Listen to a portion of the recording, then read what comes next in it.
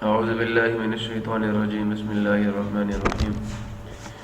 ये स्टूडेंट्स अस्सलामु अलैकुम वरहमतुल्लाहि वबरकातुहू। वालेकुम अस्सलाम वरहमतुल्लाहि वबरकातुहू व मग़फ़िरतुहू व दख़लुल जन्नह।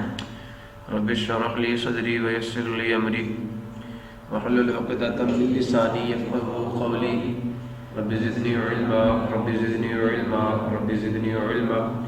अल्लाहुम्मा इन्नी अस्अलुका इल्मन नाफ़िअ व रिज़्क़न तय्यिबा व अमलन मुतक़ब्बला।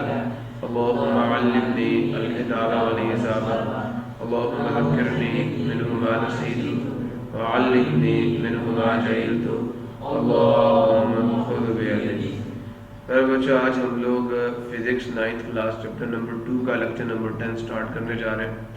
और आज के इस लेक्चर में जो हमारी गुफ्तगू है, जो हमारी बातचीत है, वो टाइप्स ऑफ वेलोसिटी के बारे में, कि वेरिएबल वेलोसिटी क्या होती है और यूनिफॉर्म वेलोसिटी क्या होती है, एवरेज वेलोसिटी क्या होती है और इंस्टेंटेनियस वेलोसिटी क्या होती है। ठीक है जी।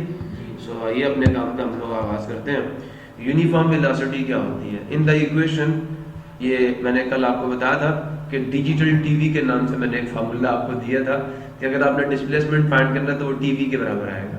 याद आया? तो ये डी जो था ये डिस्प्लेसमेंट था और वी जो था वो वेलोसिटी थी और टी जो है वो टाइम है। ऐसा ही है जी। अब गौर से सुने, इन द इक्वेशन 2.2 वी जो बोल्ड फेस लेटर है इज द एवरेज वेलोसिटी। जैसे वहां पे एवरेज स्पीड थी ना, यहाँ पे क्या average velocity of a body during the time t. ठीक है जी। इट इज बिकॉज, ऐसा इसलिए है, the velocity of the body may be changing. जो बॉडी की वेलोसिटी है वो भी चेंज हो सकती है during the time interval t. However in many cases, दर का बहुत सारे हालात में the speed and direction of a body does not change. ना बॉडी की स्पीड चेंज होती है और ना बॉडी की डायरेक्शन ऑफ मोशन चेंज होती है। ठीक है। तो इन सच केसेस, ऐसे हालात में the body possesses uniform velocity. जो बॉडी होती है उसकी वेलोसिटी क्या होती है? यूनिफॉर्म होती है।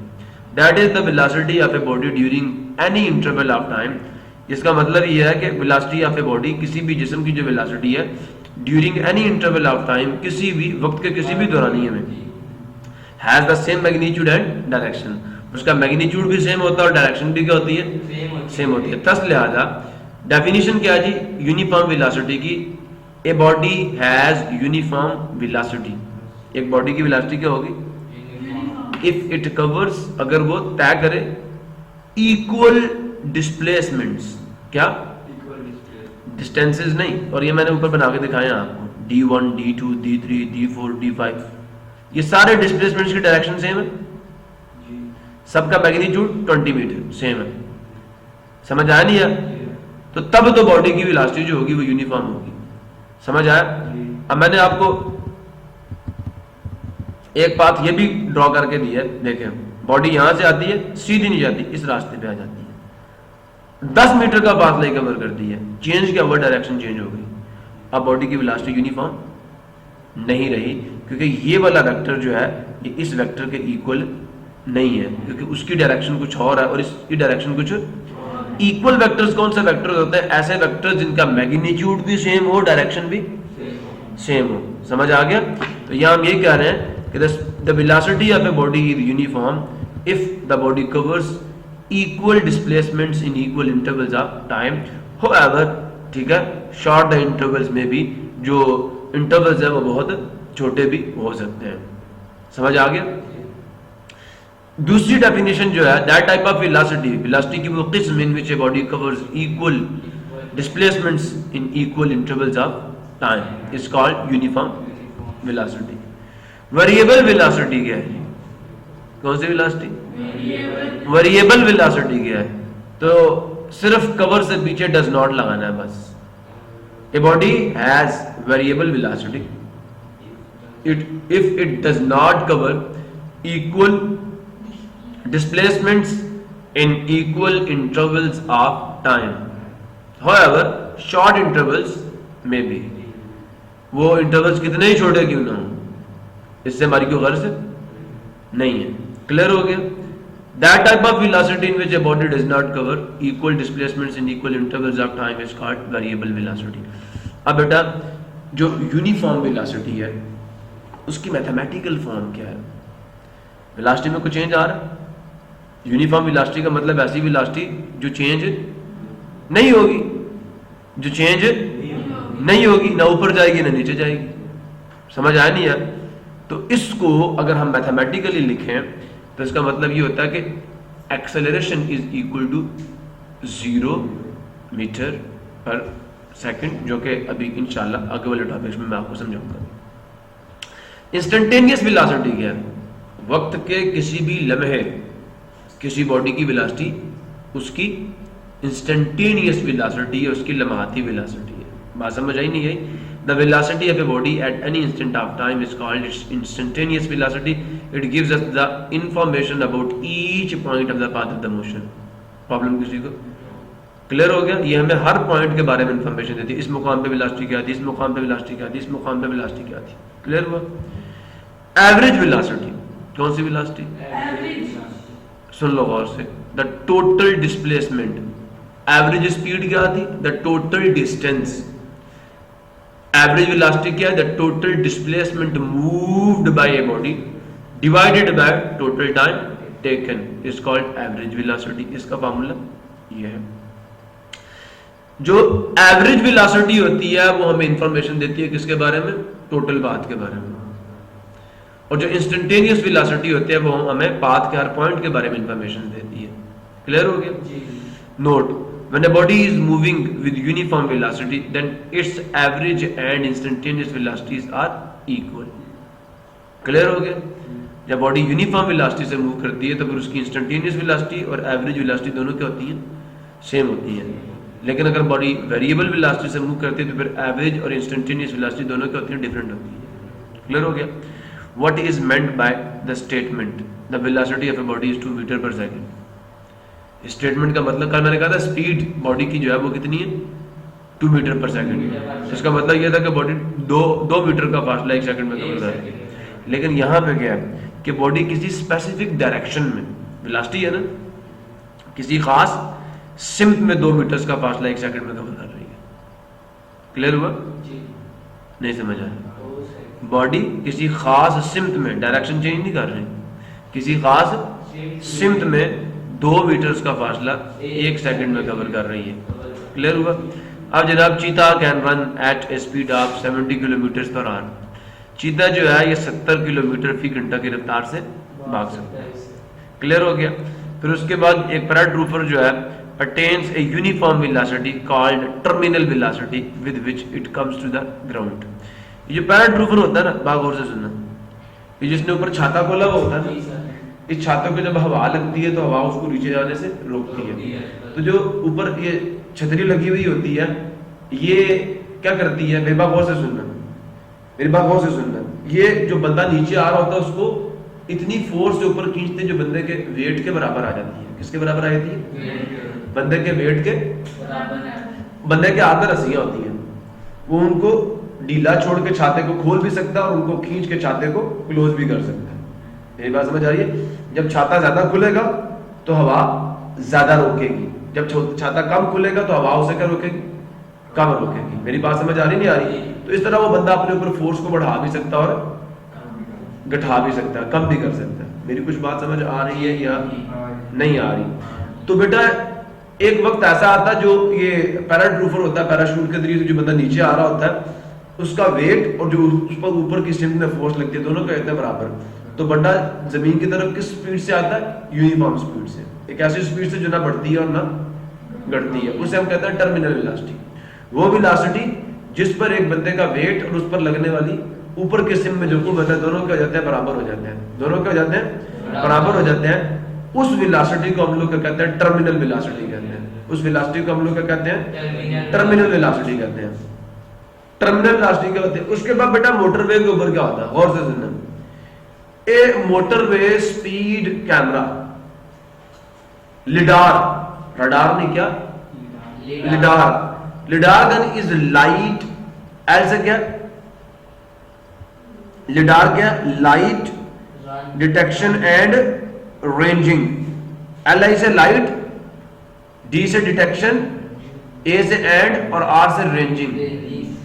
Light detection and ranging speed gun. ये क्या चीज है?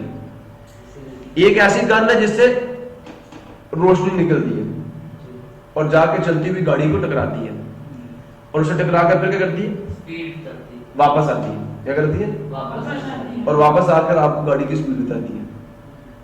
बात समझ आ गई? ये नहीं आई? फिर सुन ले। A lidar gun is light detection and ranging gun. It uses the time taken by the laser pulse to make a series of measurements. तो गौर से सुनना, गाड़ी जब मूव कर रही होती है तो लिडार गन क्या करती है? ये जनाब लिडार गन लगी हुई है यहां पे, इस रोड पे गाड़ियां मूव कर रही हैं, ठीक है? यहां से एक पल्स निकलेगी, ये गाड़ी है, जाके गाड़ी को टकराएगी, फिर गाड़ी कहां पहुंच गई?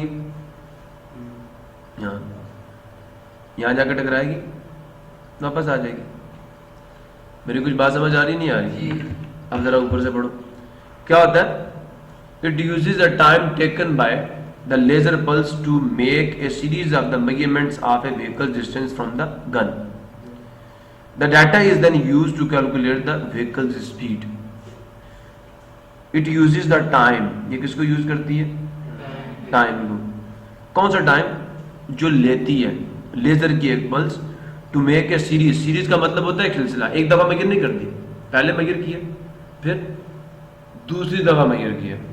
तो it uses the time taken by the laser pulses to make a series of the measurements of the vehicle distance from the gun. दोबारा पढ़ें। इट यूजेस द टाइम, देखें गौर से, पहले गाड़ी यहां पे थी तो लिडार गन ने क्या किया? लेजर पल्स से उसका डिस्टेंस मेजर कर लिया अपने आप से कि उसका डिस्टेंस कितना। क्लियर हो गया? फिर गाड़ी कहां पहुंच गई? इसमें कुछ टाइम लगेगा नहीं लगेगा? लगेगा ना। ये डिस्टेंस उसने मेजर कर लिया S1 और ये डिस्टेंस उसने मेजर कर लिया S2।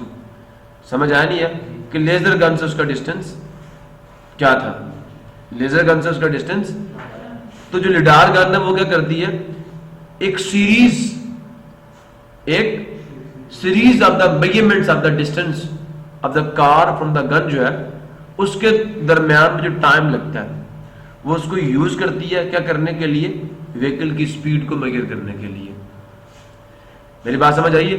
For example time t1 पे गाड़ी का डिस्टेंस S1 था और टाइम t2 पे गाड़ी का डिस्टेंस क्या था? S2 था।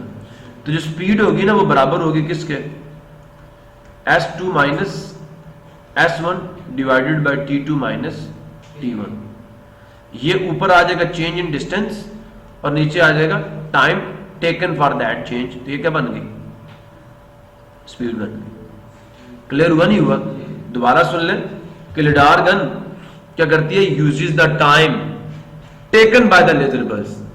जो कौन लेती है? लेजर पल्स लेती है टू मेक ए सीरीज। क्या करने के लिए? एक सिलसिला बनाने के लिए ऑफ द मेजरमेंट्स। किनका? पैमाइशों का। लेजर गन जितना टाइम लेती है, एक सिलसिला, पहली मेजरमेंट और दूसरी मेजरमेंट के दरमियान में जो टाइम लगता है, सिलसिला बनेगा ना, पहले एक मेजरमेंट ली फिर दूसरी मेजरमेंट ली, ठीक है? तो लेजर पल्स को, फिर गौर से सुन ले, लेजर पल्स को गाड़ी और गन के दरमियान में मौजूद डिस्टेंस को मेजर करने के लिए, सुन रहे हो? फिर गौर से सुन ले, लेजर पल्स जितना टाइम लेती है गाड़ी और गन के दरमियान में डिस्टेंस मेजर करने में, या डिस्टेंसेस का एक सिलसिला मेजर करने में, डिस्टेंसेस का एक सिलसिला मेजर करने में, ठीक है, उस टाइम को यूज करती है लिडार गन। क्या करने के लिए? गाड़ी की स्पीड को कैलकुलेट करने के लिए। फिर सुन ले, it uses the time taken by the laser pulse to measure, to make a series, time taken by the laser gun to make a series of the measurements of a vehicles distance from the gun. गाड़ी का gun से कितना distance है, ठीक है? पहले major किया फिर दोबारा मेजर किया। इस दौरान जितना भी टाइम लगा, इस दौरान जितना भी टाइम लगा, ठीक है, उस टाइम को और उन डिस्टेंसेस को यूज करके लिडार गन क्या करती है? गाड़ी की स्पीड को मेजर करती है। और अगर गाड़ी की स्पीड क्या हो जाए, जो लिमिट बताई जाती है कि 100 किलोमीटर पर आवर की स्पीड से जाना, ऐसा ही है कुछ, एक 120 होती है और एक 100 होती है, कुछ ऐसा ही है ना। अगर उससे कम हो जाए तो क्या होता है, गाड़ी चलाने वाले को जुर्माना भरना पड़ता है, उसे चालान देना पड़ता है। ऐसा है या नहीं है? सो ज़ुरे वाला दोबारा सुन ले। A lidar gun is the light detection and ranging gun. ये लाइट को डिटेक्ट करती है। डिटेक्ट करने का क्या मतलब है? सुराग लगाना, पता लगाना। एंड रेंजिंग का क्या मतलब है? Yes, you can say that, नुमाइश करना। ठीक है, तो ये light detection and ranging speed करना। स्पीड की रेंज आपको बताएगी, उसकी हद आपको बताएगी। It uses the time taken by the laser pulse to make a series of the measurements of a vehicle distance from the gun. The data is then used. वो data जो है उसे इस्तेमाल किया जाता है to calculate the speed of the vehicle. जो गाड़ी है उसकी स्पीड को कैलकुलेट करने के लिए, और फिर उसकी बेसिस के ऊपर क्या होता है, चालान होता है। ठीक है जी, आगे आ जाए। ये आपसे पूछा जाए लिडार क्या है तो आपने बताना है। अब जनाब ये जी आपका एक न्यूमेरिकल है, जो फार्मूले आपने पढ़े हैं उनको आपने यूटिलाइज करना है। कहता है sprinter completes its 100 metre race in 12 seconds, find its average speed. Sprinter क्या होता है?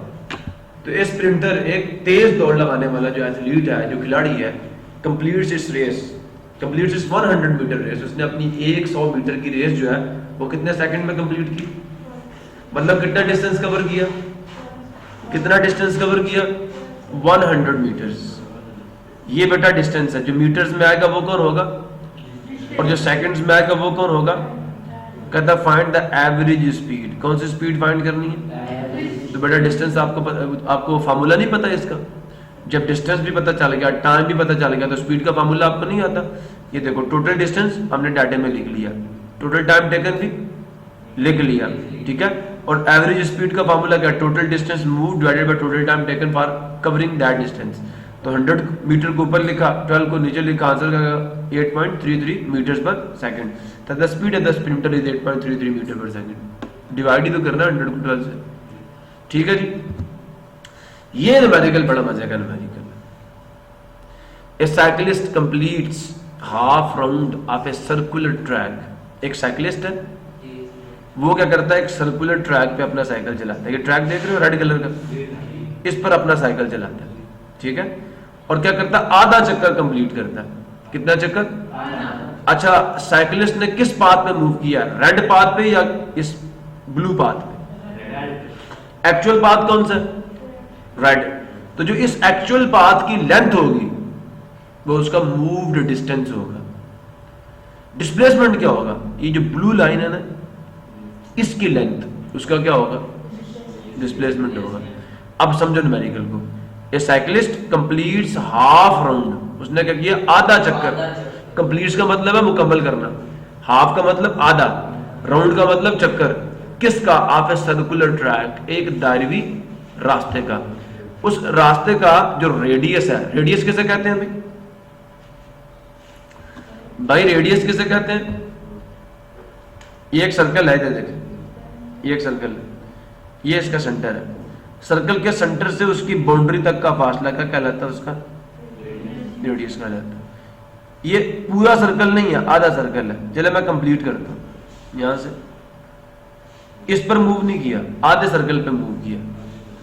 सुन रहे हो? तो यहां से यहां तक का फासला क्या होगा? इसका रेडियस हो गया। मेरी कुछ बात समझ आ रही है या नहीं आ रही? तो ज़ुरे वाला एक साइकिलिस्ट ने क्या किया? एक सर्कल पे मूव किया, जिस सर्कल का रेडियस कितना दे दिया आपको? 318 मीटर्स। ये सेंटर है ना, यहां तक, यहां से इस बाउंड्री तक का फासला 318 मीटर है। और कितनी देर में मुकम्मल किया? 1.5 मिनट्स में। टाइम कितना दे दिए? और ये पाथ नहीं मूव किया, ये सर्कल का रेडियस है। इस पाथ की लेंथ अभी हमने निकालनी है, इस पाथ की लेंथ अभी हमने निकालनी है। अभी हमें रेडियस दिया गया। मेरी बात समझ रहे हो नहीं समझ रहे? अच्छा अली एक बात तो बताओ, यहां से यहां तक का डिस्टेंस जो है वो आर है, जिसे हमने रेडियस कह लिया। अली यहां से यहां तक का डिस्टेंस भी क्या होगा? सेंटर से क्या ये ट्रैक नहीं है? ये वाला डिस्टेंस भी आर नहीं होगा, तो ये भी आर होगा ना। अच्छा ये बताओ यहां से यहां तक का डिस्टेंस भी क्या होगा? आर ही होगा। ये भी आर है, ये भी आर है, टोटल डिस्टेंस क्या हो गया? टोटल डिस्टेंस क्या हो गया? यहां से यहां तक क्या है? आर, और फिर यहां से यहां तक क्या है? तो टोटल डिस्टेंस क्या हो गया? दोनों को जमा कर लो, कितना हो गया? 2r। मेरी कुछ बात समझ आई है नहीं आई? तो डिस्प्लेसमेंट तो आपने निकाल लिया 2r। इनिशियल पोजीशन ये थी, फाइनल पोजीशन ये है, तो डिस्प्लेसमेंट कितना आ गया? 2r। मेरी कुछ बात समझ आई या नहीं आई? अब हुजूर वाला हमें ये डिस्टेंस निकालना, ये कितना? अब आ जाए जरा यहां पे, बात मेरी गौर से सुनना।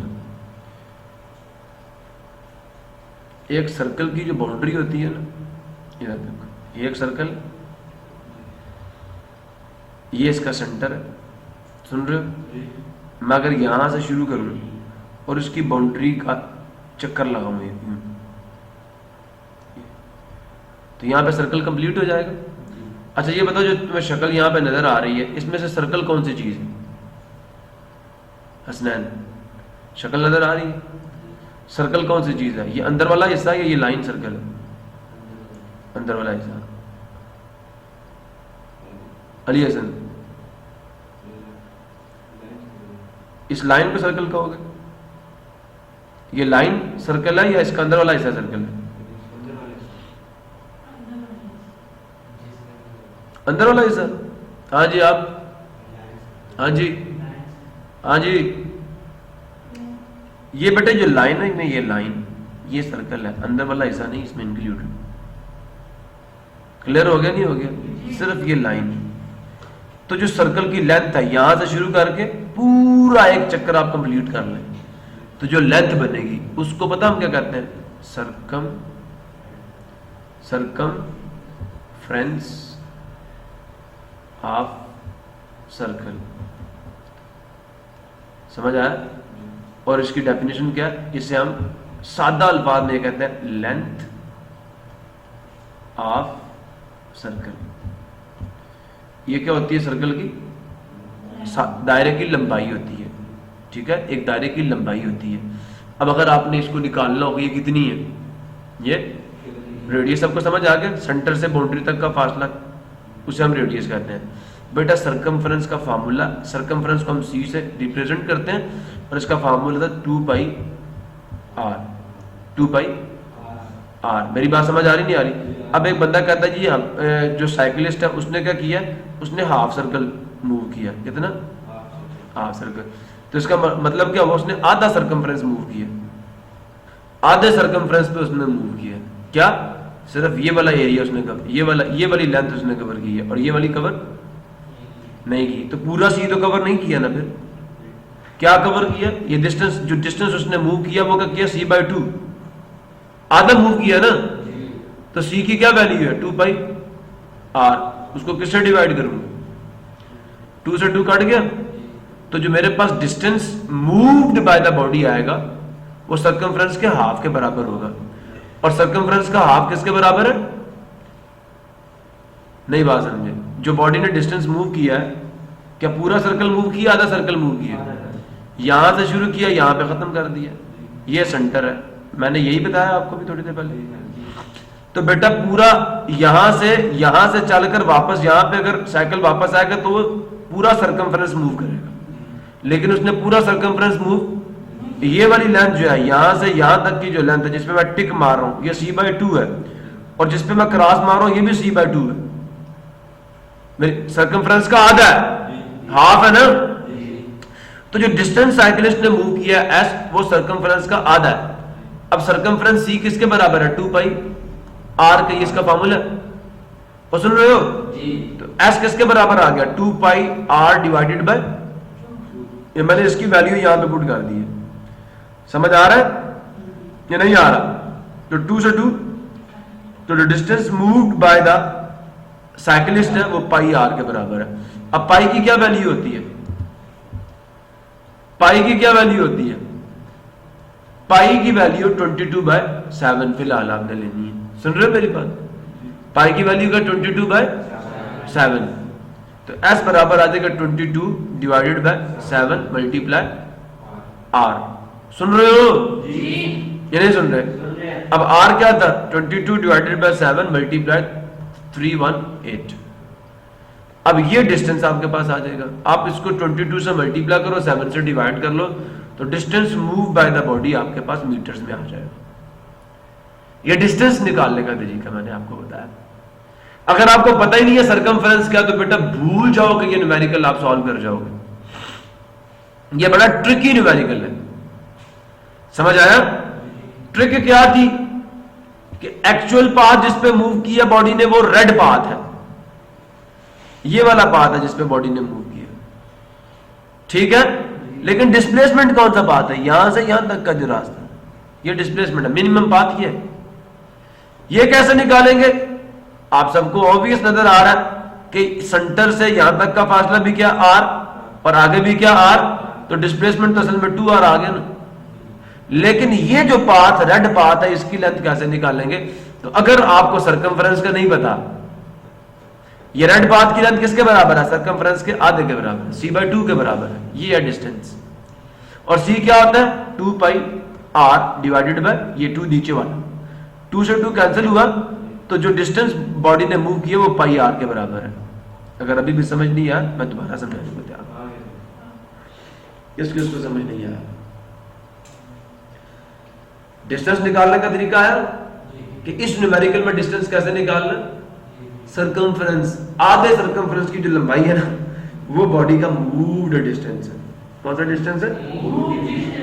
Moved distance of the body जो है that is half circumference, not the full circumference. Body ने पूरा सर्कल तो मूव ही नहीं किया, आधा सर्कल मूव किया, तो मैं फिर सी का हाफ लूंगा। और अगर पूरा बॉडी मूव कर जाती तो फिर मैं क्या करता? पूरा सी लेता। बात समझ आई है? और डिस्प्लेसमेंट क्या हो जाता है? 0, क्योंकि बॉडी जहां से चली थी वहां वापस आ गई, तो डिस्प्लेसमेंट नल वेक्टर होता। डिस्प्लेसमेंट क्या होता? डिस्प्लेसमेंट तो अगर इनिशियल पॉइंट भी सेम है, फाइनल पॉइंट भी सेम है, तो बॉडी का मूव डिस्प्लेसमेंट तो फिर क्या हो गया? 0 हो गया, खत्म हो गया ना। डिस्प्लेसमेंट वेक्टर की लेंथ 0 हो जाएगी। सुन रहे हो? तो बेटा यहां पे डिस्प्लेसमेंट क्या है? डायमीटर के बराबर। अब गौर से सुनना मेरी बात को। एक तो मैंने आपको रेडियस समझा दिया, दूसरा डायमीटर भी समझा दूं। डायमीटर क्या होता है? देखो, सुन रहे हो? इधर देखो, सेंटर से बाउंड्री तक का फासला क्या होता है? क्या होता है? बोलो तो सही भाई। रेडियस। समझ आ गया? अगर रेडियस को डबल कर दो, सुन रहे हो? r प्लस r कितना हो गया? 2r। इसको हम कहते हैं डायमीटर। क्या? डायमीटर। लेकिन मैं डायमीटर की डेफिनेशन बताने से पहले आपको कॉर्ड बताऊंगा। कॉर्ड, ये सर्कल देख रहे हो? कोई भी लाइन जो सर्कल की बाउंड्री पर मौजूद कोई से 2 पॉइंट्स को आपस में मिलाए, ये इसे हम कहते हैं कॉर्ड। क्या कहते हैं? कॉर्ड। वो कॉर्ड जो सर्कल के सेंटर से पास करे। एक पॉइंट ये, दूसरा पॉइंट ये भी एक कॉर्ड है, ये भी एक कॉर्ड है। लेकिन इस कॉर्ड की खूबसूरती क्या? ये कहां से पास होती है? सेंटर से। और इस कॉर्ड को हम लोग किसका नाम देते हैं? डायमीटर का नाम देते हैं। और इसकी लेंथ होती है r प्लस r, 2r के बराबर होती है। अब कुछ समझ आ नहीं है कि ये डायमीटर जो होता है ये भी ये सर्कल को 2 बराबर हिस्सों में तोड़ देता है, सर्कल को काट देता है सर्कल को। लेकिन ये बताते खुद का ये कॉर्ड है। कॉर्ड ये एक ऐसी लाइन है जो सर्कल की बाउंड्री पर मौजूद 2 पॉइंट्स को आपस में कनेक्ट करती है और सर्कल के सेंटर से पास करती है। और इसकी लेंथ किसके बराबर है? डायमीटर जो d है ये बराबर होता है किसके? 2r के। किसके बराबर होता है? 2r के बराबर होता है। क्लियर हो गया? अगर बात समझ आई है तो फिर मैं आगे चलूंगा, अगर नहीं आई तो मैं दोबारा समझाता हूँ आपको। अब मुझे ये बताओ, बॉडी ने जिस पाथ में मूव किया वो कौन सा पाथ है? साइकिलिस्ट ने जिस पाथ में मूव किया वो कौन सा पाथ है? रेड या ब्लू? रेड। और उसकी लेंथ किसके बराबर है? सरकमफ्रेंस के सामने ऊपर लिखा हुआ है, देखो, सरकमफ्रेंस के बराबर है या उसके हाफ के बराबर है? हाफ राउंड है ना, तो c/2 के बराबर है। तो डिस्टेंस कितना होगा? c/2। और c किसके बराबर है? 2 बाई सारी कौन सी हुई है? मुझे कह रहे हैं जी सर, जी सर, और शक्लें बता रही है, कुछ भी समझ नहीं आ 2 पाई आर, सर्कमफ्रेंस का फार्मूला 2 पाई आर होता है। समझ आया? नहीं आया? आया?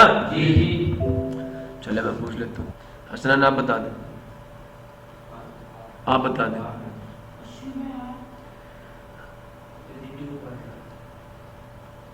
ये भाई फार्मूला है इसका, ये इसकी वैल्यू है और ये क्या कहलाती है? Length of circle. पूरे सर्कल, ये जो सर्कल है ना, अगर आप उसका रेडियस पता हो तो आप इस ये लाइन है ना, इसकी लंबाई निकाल सकते हो। लेंथ ऑफ द सर्कल निकालनी हो तो फार्मूला 2 पाई आर है। पाई की वैल्यू पक्की है 22/7, ये कांस्टेंट है। पाई की वैल्यू कांस्टेंट 22/7। आर क्या होता है? सर्कल के सेंटर और उसकी बाउंड्री के दरमियान में फासला। सिर्फ अगर आपको सर्कल का रेडियस पता चल जाए ना, आप पूरे सर्कल की लंबाई फाइंड कर सकते हो। ये लाइन है ना, लाइन, इस पूरी लाइन की लंबाई फाइंड कर सकते हो। ये सर्कल का किनारा ना, किनारा, इस किनारे की लंबाई। प्रॉब्लम किसी को सर्कमफ्रेंस निकालना आता नहीं आता? बताओ, साइकिल ने पूरा सर्कल मूव किया कि आधा सर्कल मूव किया? मेरा फिर सवाल है, साइकिलिस्ट ने पूरा सर्कल कवर किया तो इसका मतलब जो उसने डिस्टेंस कवर किया उसकी लंबाई क्या होगी? सर्कमफ्रेंस के बराबर होगी। और अगर उसने आधा सर्कल मूव किया तो उसके जो मूव्ड डिस्टेंस है उसकी लंबाई किसके बराबर है? आधे सर्कमफ्रेंस के बराबर है। और जब भी हमने किसी चीज का आधा लेना होता है हम उसको किस पे डिवाइड करते हैं? 2 पे डिवाइड करते हैं। ऐसा ही है। तो जो अब distance moved by the body है वो किसके बराबर है? c डिवाइडेड बाय 2 के बराबर है। अगर नहीं समझ आया दोबारा बता दो। डिस्टेंस जो बॉडी ने अभी मूव किया वो हाफ सर्कमफ्रेंस के बराबर मूव किया, पूरा सर्कमफ्रेंस मूव नहीं किया। आप जरा न्यूमेरिकल दोबारा पढ़ लें। A cyclist completes a half round, आधा चक्कर, मतलब हाफ सर्कल मूव किया, हाफ सर्कमफ्रेंस बॉडी ने मूव किया। अब सर्कुलर ट्रैक और उसका रेडियस आपको दे दिया गया। क्यों दिया रेडियस? क्योंकि आपने सर्कमफ्रेंस निकालना। सर्कमफ्रेंस में क्या यूज होता है? आर यूज होता है, उन्होंने आर दे दिया। समझ आया? नहीं आया? इसमें फार्मूला यूज होगा, पहले हाफ सर्कल की लंबाई निकालो और वो किसके बराबर होती है? पूरे सर्कल की लंबाई किसके बराबर होती है? 2 पाई आर के। अब इसका आधा क्या होगा? c को 2 पे डिवाइड करो, c की वैल्यू 2 पाई आर, 2 से 2 कट गया, पाई आर। आधे सर्कल की लंबाई किसके बराबर है? पाई आर के बराबर है। किसके बराबर है? नहीं बात समझे आ गई है? सबको बात समझ आ गई है? अगर नहीं आई तो मैं दोबारा समझा दूंगा। क्लियर सबको? सोच लो। अच्छा, अब गौर से सुनो। रेडियस निकालना, रेडियस तो दिया हुआ था। आपने जो distance moved by the body वो निकाल ली, c/2, वो पाई आर आ गया। अब उसकी वैल्यू कैसे कैलकुलेट करनी है? आर की वैल्यू डालो, पाई की वैल्यू डालो, मल्टीप्लाई कर लो, आंसर आ जाएगा। ठीक है? जो डिस्प्लेसमेंट है बॉडी का वो कैसे निकालेंगे? इनिशियल पॉइंट क्या था? ए, फाइनल पॉइंट क्या है? बी। ऐसा ही है। इन दोनों के दरमियान डिस्टेंस किसके बराबर है? आपने पहले बताया 2r के बराबर। तो जो आपका displacement moved by the body है वो क्या? 2r। क्लियर हुआ? अगर न्यूमेरिकल समझ आया तो मैं आगे चलता हूँ, वरना दोबारा समझाता हूँ। असल चीज होती है प्रॉब्लम को समझना। अब मैं इसके अंदर डिस्प्लेसमेंट भी निकाल रहा हूँ और डिस्टेंस भी निकाल रहा हूँ, नहीं निकाल रहा। अब आगे पढ़ो। कहता है फाइंड इट्स स्पीड। क्या फाइंड करनी है? क्या फाइंड करनी है? उसकी स्पीड फाइंड करनी है एंड वेलोसिटी। वेलोसिटी के लिए क्या चाहिए होता है? डिस्प्लेसमेंट चाहिए होता है। और स्पीड के लिए क्या चाहिए होता है? डिस्टेंस चाहिए होता है। इसलिए मैंने डिस्टेंस भी कैलकुलेट किया और डिस्प्लेसमेंट भी कैलकुलेट किया। टाइम दोनों को सेम लगा, टाइम दोनों के लिए सेम है। कुछ मेरी बात समझे नहीं समझे? अब हुजूर वाला यहाँ पे आओ, मैं डाटा लिखता हूँ। जब न्यूमेरिकल समझ आ गया तो डाटे की तरफ चलते हैं। ये वो ट्रैक है जिस पर साइकिलिस्ट ने ट्रैवल किया। यहाँ से शुरू किया और यहाँ पे ख़त्म कर दिया। ये उस सर्कल का सेंटर था। ठीक है? ये भी आर है और ये भी आर है। टोटल डिस्टेंस जो उसने मूव किया वो कितना हो गया? डिस्टेंस जो उसने मूव किया वो कितना हो गया? टोटल डिस्टेंस जो उसने मूव किया वो किसके बराबर आ गया? और जो टोटल डिस्प्लेसमेंट उसने मूव किया वो किसके बराबर आ गया? 2r। उसका मैग्नीट्यूड किसके बराबर आ गया? 2r के। मैग्नीट्यूड ही लेना ना। अब मेरी बात गौर से सुनो, ये डाटा लिख रहा हूं। डिस्टेंस किसके बराबर है? किसके बराबर है distance move by the body? ठीक है, हम इसको ऐसे शो करते हैं और ये c/2 के बराबर है। c कितना है? 2 पाई r डिवाइडेड बाय 2, 2 से कट गया। अब हुजूर वाला पाई r आ गया। पाई की क्या वैल्यू होती है? 22 बाय, और r की वैल्यू क्या है? 3/8। पक्का हो गया? लो भाई गौर से सुनो, 22 डिवाइडेड बाय 7, ठीक है, मल्टीप्लाइड विथ 318, ऐसा ही है। 99 सुन रहे हो? ये 999.428 क्लियर हो गया?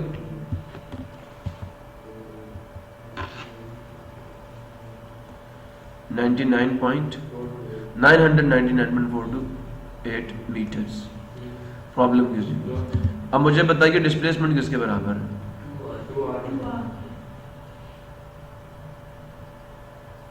ये हो गया 2r, और r क्या था? 318। क्लियर हुआ? 8 to the 16, 2 1 the 2 plus 1 3, 3 3 the 9, 936 metres. ये आपका डिस्प्लेसमेंट आ गया। टाइम कितना लगा जी? हाफ सर्कुलर ट्रैक पर मूव करने में टाइम कितना लगा था? टाइम कितना लगा था? बोलो ना भाई। 1.5 मिनट्स। एक में हमने किस में कन्वर्ट करना टाइम को? स्टैंडर्ड यूनिट का टाइम का, सेकंड ना। तो क्या था? 1.5 मिनट्स थे। ये बताओ 1 मिनट में कितने सेकंड्स होते हैं? फर्स्ट चैप्टर में किया ना सारा कुछ। तो 1.5 मल्टीप्लाई 60 सेकंड्स आ गया। अब इसको मल्टीप्लाई करो इससे, तो क्या आंसर आ जाएगा? 90 सेकंड्स। ठीक है जी, ये आपका टाइम टी आ गया। अब मेरी बात गौर से सुनो, आपके पास डिस्प्लेसमेंट है? हाँ जी, 2 को कैसे करें? एक मिनट। 8 to the 16 होता है बच्चे। 2 1 the 2 plus 1 3 हो गया। हाँ यही है, यही है, यही है। आगे चलते हैं। डिस्प्लेसमेंट आ गया आपके पास। टाइम और डिस्प्लेसमेंट हो तो वेलोसिटी निकाल सकते हो। डिस्टेंस भी है आपके पास, तो क्या आप लोग इसके जरिए से स्पीड नहीं निकाल सकते? अब बेटा हम लोग सोल्यूशन निकालते हैं। स्पीड किसके बराबर होती है? Distance divided by time. ठीक है, डिस्टेंस कितना मूव किया? पाई आर, पाई आर ही मूव किया ना। और वो कितना आया था? 9.5 और टाइम कितना लगा?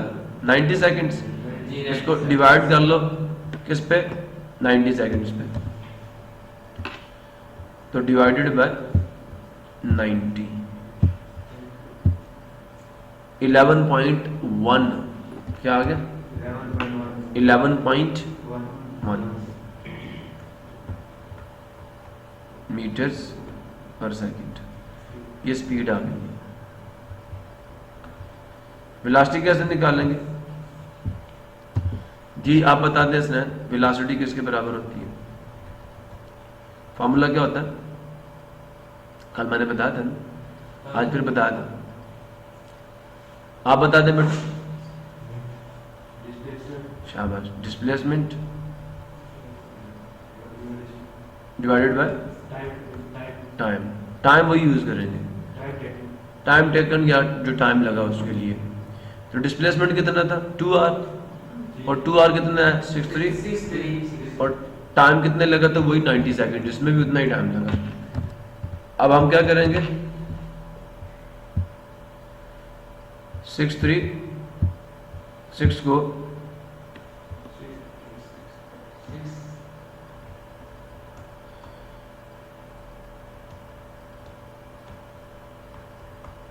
डिवाइड करेंगे किससे?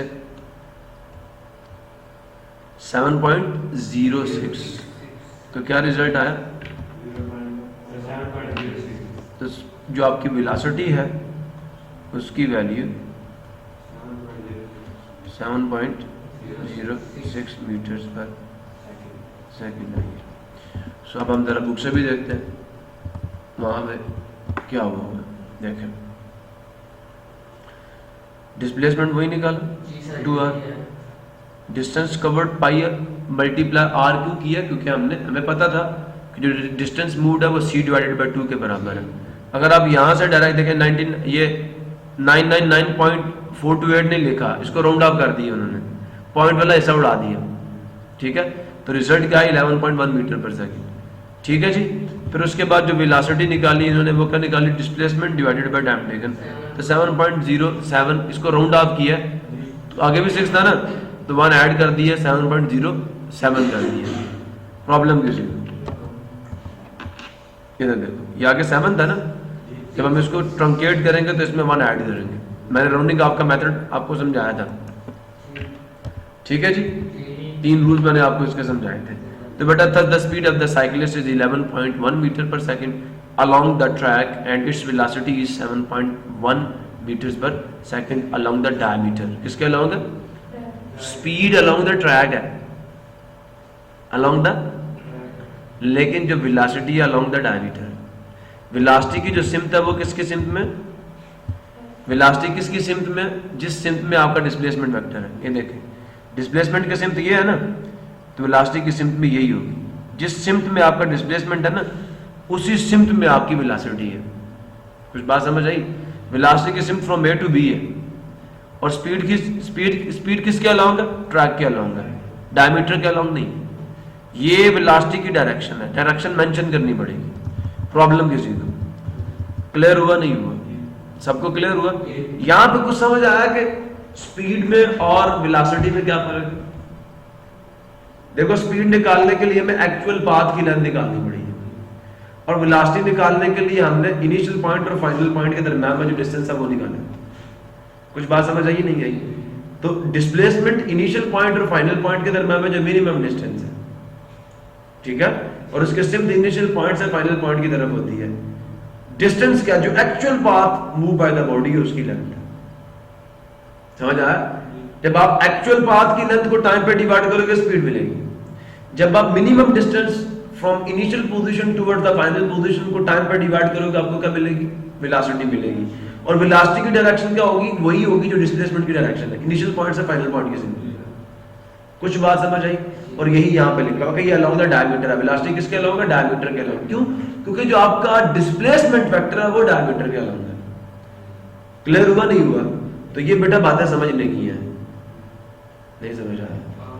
तो यहाँ पे हर चीज बातें होगी इस न्यूमेरिकल में कि स्पीड निकालने के लिए एक्चुअल पाथ की लेंथ निकालनी है, और जो आपकी वेलोसिटी है उसे निकालने के लिए जो मिनिमम डिस्टेंस है from initial position toward the final position वो हमने निकालना है, जिसको हम डिस्प्लेसमेंट कहते हैं, और उसको टाइम पर डिवाइड करना है।